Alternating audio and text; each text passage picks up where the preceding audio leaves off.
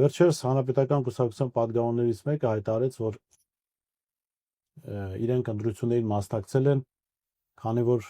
դուք եք խնդրել Սերժ Սարգսյանն այդ մասին,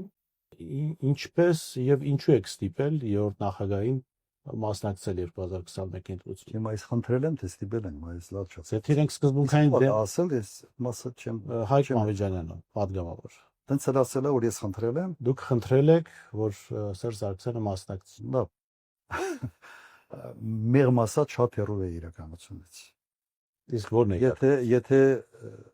գործընկեր ֆրակցիայի պատգամավոր չլիներ, մի քիչ ուրիշ բառ կօգտագործեի։ Տվյալ դեպքում ցենց ավելի մեղմ եմ ասում։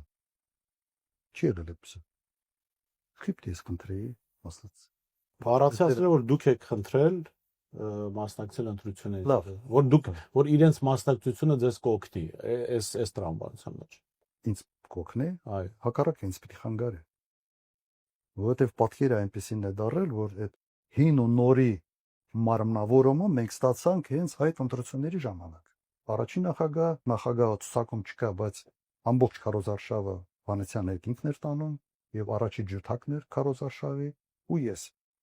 Իհարկե այն ժամանակ այդ ընկալումը հին ու նորի ավելի սուր էր եւ այդ պատկերը ամբողջական արտահայտվեց։ Ես պիտի խնդրեի այդ պատկերը ստանանք